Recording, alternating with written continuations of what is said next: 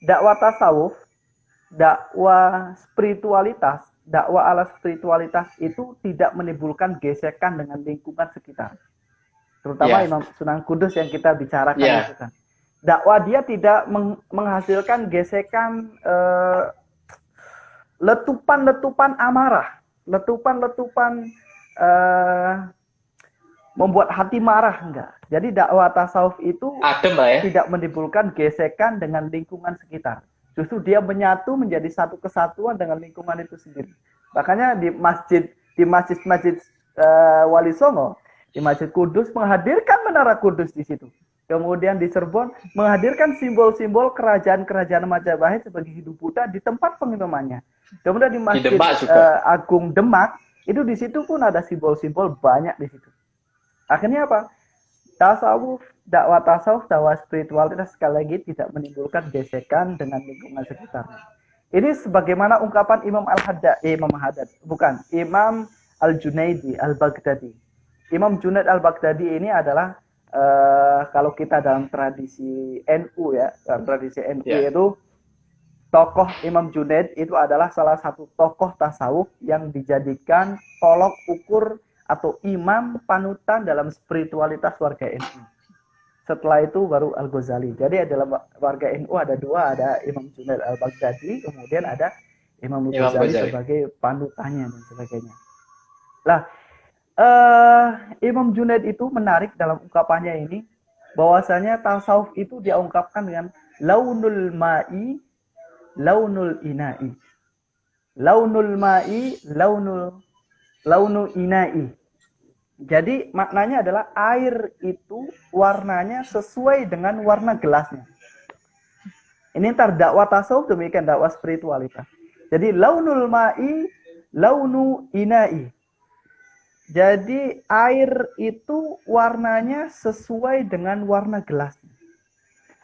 Dakwah yang diungkapkan sama kaum sufi itu adalah sesuai dengan realitas konkret budaya yang ada di masyarakatnya. Sehingga dakwah kaum sufi, dakwah yang berbasiskan terbalutkan dengan dimensi spiritualitas atau mistisism, maka dia tidak ada sama sekali gesekan dengan yang lain. Maksudnya launul ma'i, launu ina'ihi itu adalah seorang yang sudah mendalami ajaran tasawuf, seorang yang sudah terpatri dalam jiwanya ini nilai-nilai spiritualitas. Ia bisa hidup di mana saja, di tempat apa saja, di wadah apa saja, di wadah yang beragam warnanya, dia bisa hidup walaupun tempatnya itu beda-beda warnanya, yaitu warna di situ lingkungannya, tetapi dia bisa hidup dan dia tetap air bersih yang tidak terkotori oleh wadahnya. Jadi launul ma'i, launu ina'i, warna air itu warnanya sesuai dengan warna gelasnya, maksudnya demikian.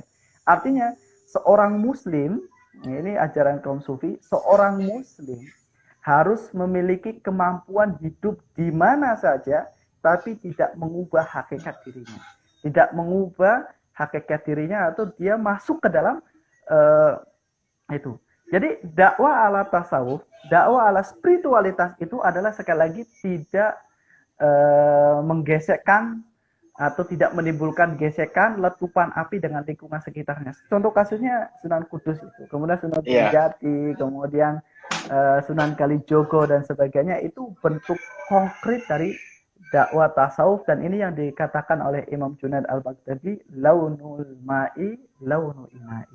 Itu saya kira kenapa pentingnya tasawuf, kenapa kita pentingnya untuk mengaji spiritualitas dalam ranah sekarang kita hidup ya, karena dengan spiritualitas itu kita mempunyai sifat legowo, sikap cinta kasih, sikap memaksakan kewelasan, berbeda itu adalah hal yang wajar, beragama dengan santai tapi dengan serius, tidak berdasarkan wadah-wadah.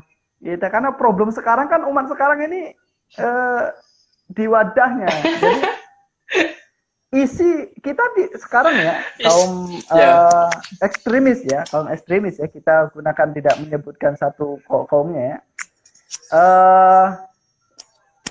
Bedanya kaum sufi, dakwah sufi dengan dakwah ekstremis demikian. Jadi kaum sufi itu dia telah berhasil membedakan antara isi dengan wadah, antara air dengan gelas di situ. Launul ma'i, launul kontekstual lah ya. Dia membedakan antara isi dan gelas. Jadi hakikat agama itu isi itu sebagai tujuan. Wadah atau gelas itu adalah sebagai wasilah. Ya, nah, kaum ekstremis itu menganggap bahwa gelas atau wadah itu sebagai wasilah tujuan pokok keberagamaan. Sehingga ketika dalam tradisi daerah sana ya, tradisi Arab waktu itu, ketika memakai pakaian harus demikian, maka itu karena wadahnya demikian, maka harus diterapkan di tempat di mana dia dakwah. Ya.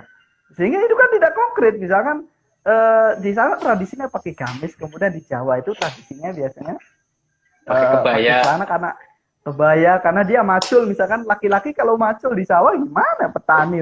Iya. Bisa juga, apalagi kalau hotel desa dan sebagainya, itu tidak relevan di situ.